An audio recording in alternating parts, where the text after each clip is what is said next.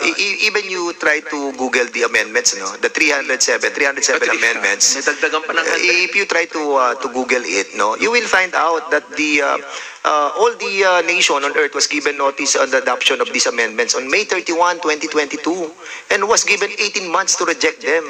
And not one single public servant has said a word in opposition to these changes to legally binding international law. Yo, ang isang pinakamabigat dito, Mr. Chairman, itong Article 23. Yung Article 23, ang sinasabi dito, digital passenger locator forms. Ang ibig sabihin, doon po sa ating digital vaccine passport, yun na po ang gagamitin natin.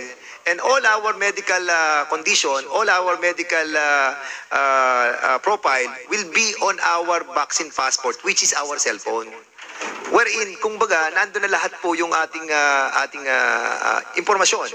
That will be a single digital worldwide network that will be adopted by this amendment. And that is very, very crucial and very worrisome. Bakit? Kasi, yung cellphone natin, lahat tayo will be compelled to be on that network na hawak ng World Health Organization.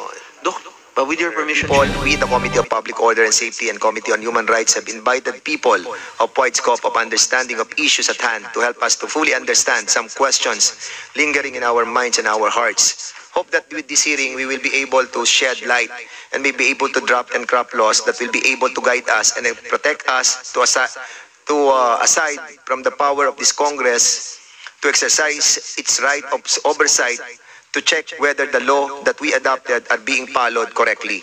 In the last hearing that we conducted for this purpose, we laid down the parameters that brought about the filing of this resolution where this representation filed. The briefing that we conducted produces so many disturbing issues that this representation deemed necessary to file resolution number 1481 to give more time and intelligent debate in order for us to understand the issues at hand. Ang sobrang kamatayan ng mga tao mula sa taong 2021 hanggang kasalukuyan ay nakakabahala. A variation deaths of 2 to 5% yearly is acceptable, as what our PSA data showed that deaths from 2000 to 2020, but a sudden rise of deaths on 2021 to 43% is something that all of us must think about. And what is more disturbing, data shows that this is happening to all our regions in this country. The high rate of mortality is disturbing. And what is even more disturbing is that this happened as well to all parts of this world. Now, ang katanungan po na gusto nating malaman ay bakit at paano ito nangyari sa 43% na sobrang namatay na umabot sa higit kumuilang na 300,000 mga Pilipino. Ayon mismo sa World Health Organization, 14.9 million ang estimated na excess mortality were recorded as against sa 5.42 million reported COVID-19 deaths. Ito po ay ayon sa kanilang mismong website sa Global Excess Deaths Associated with COVID-19, January 2020 to December 2021. At dito po sa Southeast Asia, according sa WHO, ay umabot tayo sa 5.9 million excess deaths. Sila po ang nagsabi niyan, dokumento and website po nila. So admittedly, meron talaga sobrang namatay sa buong mundo na umabot ng 14.9. Di may paliwanag na dahilan, directly and indirectly associated with COVID-19, at ang iba pa, yung 5.4 million directly associated with COVID. Now, bakit po natin to dinidinig? Dahil marami pong buhay ang nawala, mga kamatayang di maipaliwanag, mga pamilyang patuloy na naghahanap ng katarungan, mga magulang na lumuluha sa biglaang pagkawala ng mga walang sakit, malusog at di mo iisiping biglang pagkamatay ng kanilang mga minamahal sa buhay. At mga anak na nagtatanong kung bakit nawala ang kanilang mga kapamilya sa di rin may paliwanag na kadahilanan. This hearing aim not to blame people, but to find out where we are lacking in terms of response to this unexpected deadly turn of events. Yung mga naapektuhan sa response natin sa pandemic must be addressed like yung mga namatayan. Did we extend helping hand or even console them to the point of explaining and let them know that our response to the experimental vaccine includes potential risk to our health and might even cause us deaths as time goes by? Do we have this information drive that our people were entitled to? How about our karapatang pantao? Were these violated too? Ano po ang ating ginawa that now the WHO admitted the excess deaths of almost 15 million worldwide? The issuance of so many circulars and memorandum by different agencies of the national government and the LGUs in relation to the proclamation number 922 issued by former President Rodrigo Duterte declaring a state of public health emergency throughout the Philippines due to coronavirus disease. Based on Section 15, Article 2 of the Constitution, which state our policy to protect and promote the right to health of the people. But Article 3, Section 1 of the same Constitution states, no person shall be deprived of life, liberty, and property without due process of law, nor shall any person be denied the equal protection of the laws. So clearly, ang buhay, kabuhayan, at kalayaan ng ating mga kababayan were compromised during that time that this Proclamation 922 were implemented. Marami ang namatay, marami ang nawala ng kabuhayan, at marami ang nakaranas ng pang-aabuso sa kanilang kalayaan. Now, ang tanong that need to be addressed by this joint hearing is whether or not that this issuance of the national government violated certain provision of the law that we adopted, particularly Republic Act 11525 and the provision of our own Philippine Constitution. The oversight power of this Congress cannot be more emphasized. That's why in a hearing like this, we will look into the possibility of the encroachment of that power by the executive that was vested in Congress alone. And thereafter, looking forward on the possibility of some amendments and drafting laws to suit the need to protect our Filipino people. Lastly, we need to discuss the repercussion of non-action of our WHO representative to the International Health Regulation Amendment under the World Health Assembly, which we discussed kanina po. The method by which amendments to the IHR are adopted requires neither a presidential signature nor the advice and consent of the Senate, Congress, or any parliament. Lahat po yan, di na kailangan, di na need ang presidente at kongreso. By non-action to the amendments adopted on May 27, 2022 by the WHO representative. So lahat po ng amendment will be ratified on May 2024, which will be 3 months from now. So in other words, those 194 representatives sa buong mundo, unelected, unaccountable, and largely unknown delegates can easily change international law by achieving consensus in secret informal meetings and simply remaining silent while document is being considered publicly. With this, Mr. Chairman, I humbly submit this long speech to highlight my observation on this issue and hopefully come out with a more scientific, logical, and constitutionally based approach program that will protect not only the health of our people, but our own fundamental rights and national security. Your Honor, may I know the question, Your Honor? Yes po. Nagkaroon po ng issuance ang IATF that all the private and public establishments, those mga eligible workers must undergo vaccination. At kapag hindi ka nag-undergo ng vaccination, hindi ka makakapasok unless you will be undergoing also yung po tinatawag na once in every 2 weeks na RT-PCR on their own expense. So in other words, burden po sa ating mga kababayan, lalo na yung mga nasa inyo pong departamento during that time. So this was a memorandum that was issued by IATF. Kaya nga mamaya tatanungin po natin ng IATF kung why they have issued memorandum like this in direct violation of the Republic Act 11525. So in your part, being the Secretary of DOLE during that time, I know that you have encountered this resolution. So you implemented based on the guidelines that was issued by the IATF. Am I correct, Mr. Secretary? Yes, Your Honor. The observation of this Honor is correct. But on the part of the Department of Labor, then, Your Honor, the implementation of the issuance made by the IATF upon recommendation of the Department of Health is a recognition of the fact that there was a need to comply with this memorandum, Your Honor, in order to protect our people, especially our workers, Your Honor. because it's very difficult at that time to allow workers to report to office unless they are vaccinated in order to prevent the spread of COVID, Your Honors, especially in the office places. But in protecting the rights of the vaccinated people, we also violated the rights of the unvaccinated. Is that a right assumption, Mr. Secretary? Your Honor, the violation is a valid violation, Your Honor, because in order to protect the people, whether workers or not, we had to adopt certain measures in order to stop the spread of COVID, which was at that time spreading wildly, Your Honor. Yeah. But that is the reason why, in order to address this, this problem of some people being unemployed, our department came up with a program which is called TUPAD, Your Honors, if you remember. Yes. This was to provide temporary work for our workers who were temporarily displaced.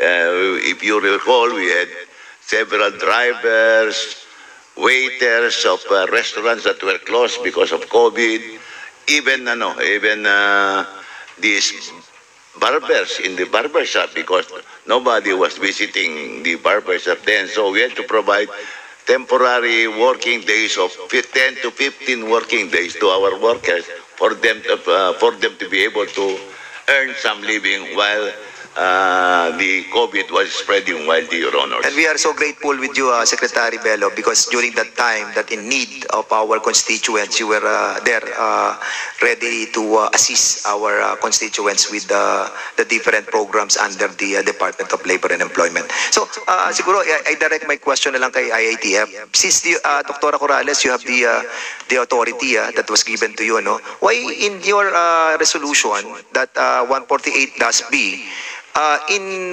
direct conflict with Republic Act 1157 with regards to doon sa sinasabi po natin that vaccination is not a requirement to enter any school or establishment or any government transaction for purposes whatever that is being provided by Republic Act 11525.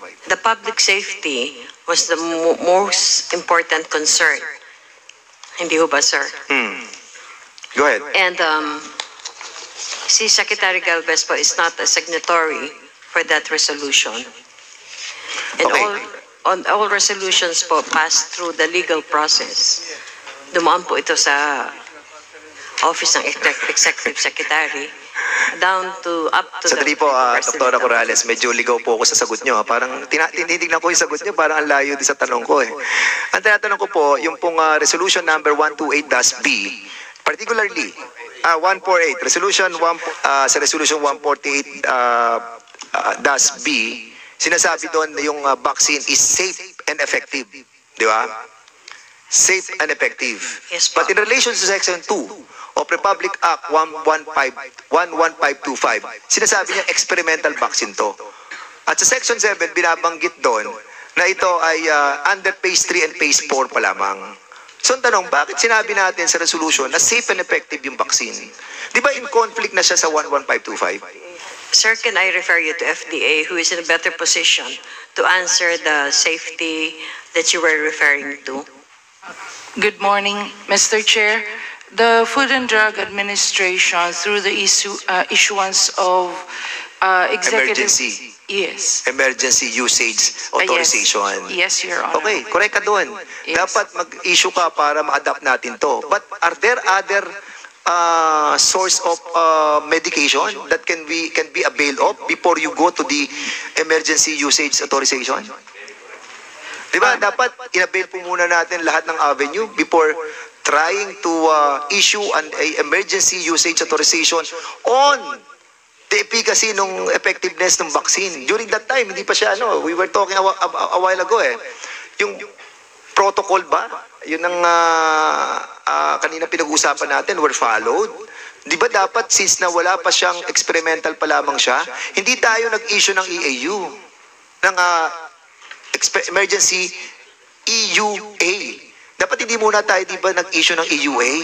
Bakit tayo nag-issue agad ng EUA? At kailangan agad natin bumili ng maraming vaccine at isaksak natin sa ating mga kababayan yung mga vaccine na yun.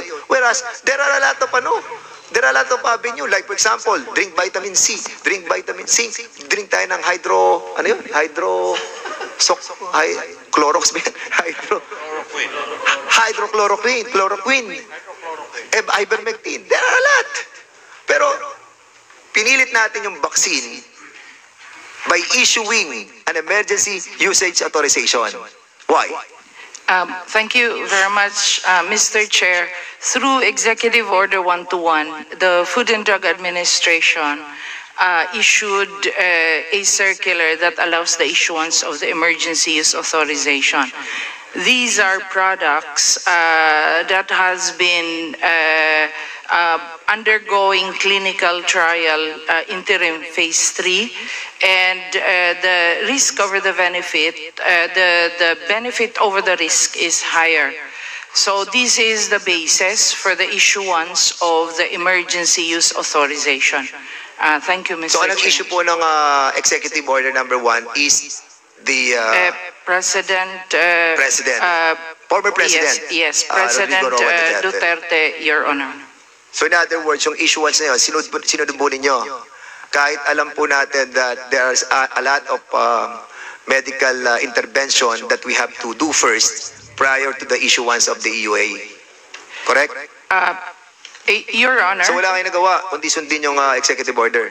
Your Honor, the doctors can do their own intervention, but with What are those interventions that was done by all the doctors? I'm not a doctor, Your Honor, so I cannot elaborate on the interventions that were done in the hospital to patients. However, the issuance of the emergency use authorization using the data that has been made available to the Food and Drug Administration and the Department of Science and Technology, because there was a process to prove safety of the product. Thank you, Your Honor. Is the FDA is under the pharmacovigilance? Kasama kayo sa pharmacovigilance, right? We do have an arm at the Center for Drug Regulation and Research on Pharmacovigilance. Okay, so ano rin kayo doon? Kasi sa pharmacovigilance, nalalaman natin yung mga adverse effect after nung immunization, correct? Opo, So sa adverse AEFI. effect, where the IITF given yung mga notices about this adverse effect after the immunization? Have you notified the IITF? Yes, Your Honor. Regularly notifying first weekly and then gradually So if you reduced. notify the IITF, sila Secretary Galvez, so meaning they know that the adverse reaction on the immunization were already there. So meaning that there is may violation kayo sa Republic Act 11525 dahil although subjected tayo sa immunity for liabilities, but if you have that willful knowledge, di ba? Willful misconduct and gross negligence, di ba? Dahil na-inform na kayo eh. Kung na-inform na kayo by the pharmacovigilance and then you have done nothing, then you have violated Republic Act 11525, specifically Section 7, IITF. Sir, I would also like to consider that the benefits of giving the vaccine outweighs the risk. Kahit po, kami ho ay sinabihan. Kahit na po in violation of the Republic Act 11525. Because, remember, you are following your own resolution, ha? At dapat yung resolution nyo naka-based sa aming batas. And that's the power of this committee, yung oversight power. Opo, sir. So, even violating Hindi the po, sir, Republic Act kasi 11525? I think violating is the wrong word. Hindi naman No, you cannot say that is the wrong word. Because sinasabi nyo dito, safe and effective. Pero sinasabi namin dito, experimental yan. Oh, di ba? Ano, ma'am? As I've said at the start of this hearing, it would have been better if the heads of agencies are physically present. So, may I move, Mr. Chair, that Secretary Duque, Secretary Galvez should be present in the next hearing. So move, Mr. Chair. Thank you, Representative Acop. That will be noted. We will be directing the COMSECs to properly invite heads of offices so that they can answer. Part of the Committee on Human Rights, and I was here the last meeting, and si Chairman Dan raised questions on the WHO, which for me was very important. And I just wanted to ask DOH, siguro si Yusek Tayag na rin, ano? Because I was here earlier, and the questions propounded to you about this ratification to happen sometime in May, these 207 amendments. Yusek Tayag, you are familiar with the 207 amendments that will be ratified on sometime May this year? Thank you, Your Honor. When I was looking at my notes, I can understand now why the chairman, Congressman Dan Fernandez, was pointing to a date wherein a May 22 set of amendments and with a deadline in December, actually in November, because that was the World Health Assembly in May 2022. That was what I mentioned, that the IHR of 2005 was amended twice, one in 2012 and now in 2022, because of the period for this. And then I also promised that the Department of Health will clarify with WHO the May World Health Assembly and what the IHR amendments will be. Is there a resolution or a ratification? As for your question, Your Honor, the amendments, I am not personally Jonathan, and that is the very reason why I'm asking Yusek Tayag about it. Because yun yung point ni Chairman Dan.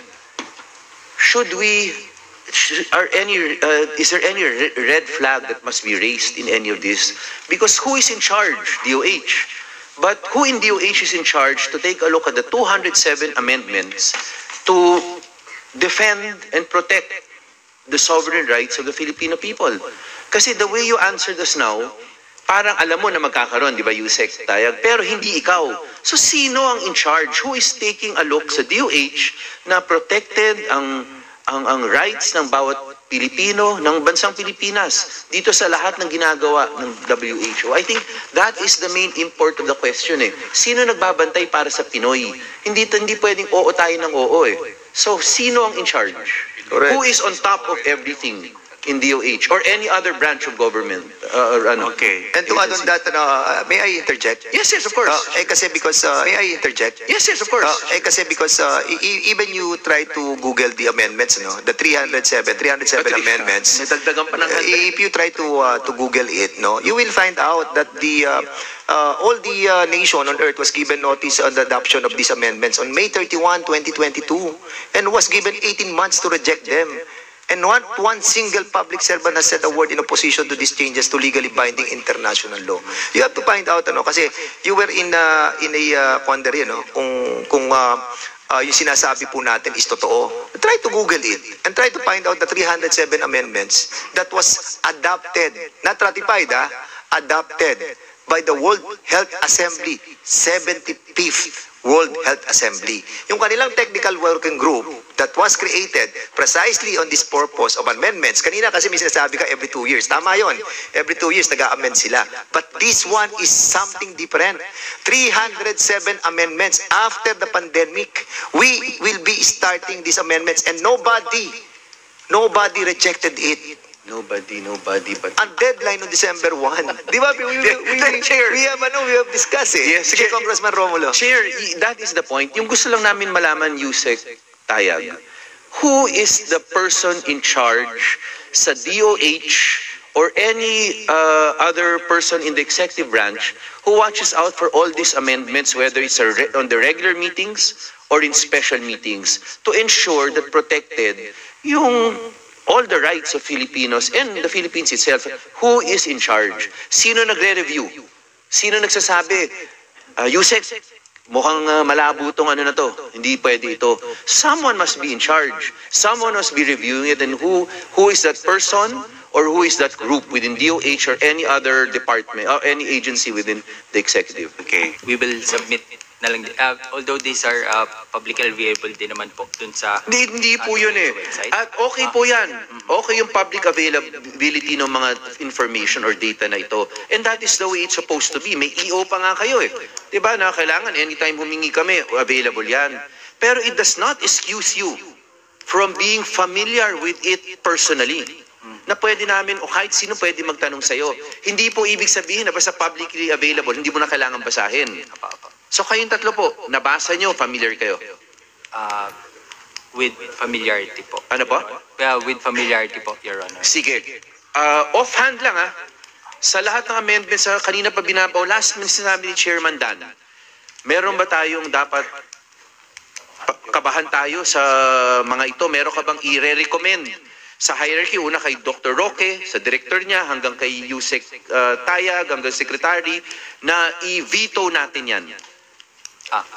Your Honor, these reviews po are not made by the IHR unit alone po. We provide a recommendation. Yes. May recommendation ka. Apo. Meron ka bang mare-recommend doon na tingin ninyo? This is with consultation din po with other offices that are in charge din po Yes. of the IHR. We understand. Pero nagre-recommend ka, sabi nyo, di ba, yung unit ninyo? In consultation with the rest. So we assume by now na nabasa nyo na. I mean, not only you, but lahat nung kailangan magbasa nun within DOH. Kasi ano na eh, May na yung ano nun eh, di ba? So nabasa niya.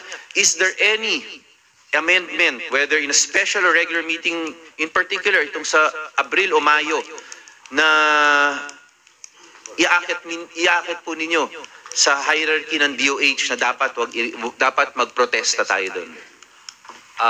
Basing lang din po dun sa what happened in 2022 and up until today din po, wala naman po. Wala naman. Mr. Chair, may I interject? Para yes. makita na natin yung mga salient point. The Chair would like to acknowledge the presence of Congresswoman Representative Laani Roque. Ang isa sa mga importante dyan na salient point, yung una nga, yung dati hindi tayo binded. So may guidelines sila, ngayon binded na tayo. So may guidelines sila, ngayon binded na tayo. Ang isang pinakamabigat dito, Mr. Chairman, itong Article 23. Yung Article 23, ang sinasabi dito, Digital Passenger Locator Forms. Ang ibig sabihin, doon po sa ating digital vaccine passport, yun na po ang gagamitin natin. And all our medical condition, all our medical profile will be on our vaccine passport, which is our cellphone. Wherein, kung baga, nandun na lahat po yung ating impormasyon. That will be a single digital worldwide network that will be adopted by this amendment. And that is very very crucial and very worrisome. Bakit? Kasi yung cellphone natin, lahat tayo will be compelled to be on that network na hawak ng World Health Organization. Doc, with your permission, Chair, Dr. Rufino, narinig mo naman sinabi ni Chair Dan, nabasa mo rin po yun. Article 23. Tama po yun. Tama yung interpretasyon ni Chairman Dan na magkakaroon tayo ng universal Digital health certificates. Global digital na health certificates. matitrace, malalaman lahat ng impormasyon tungkol sa atin. Article 36. Tama po ba yun? Tama po ba yun, Dr. Francisco? If these refer po to the 2022 na amendments po, ang nakalagay po dito ay pagdating po sa entry into force, pagdating naman din po sa public health response. But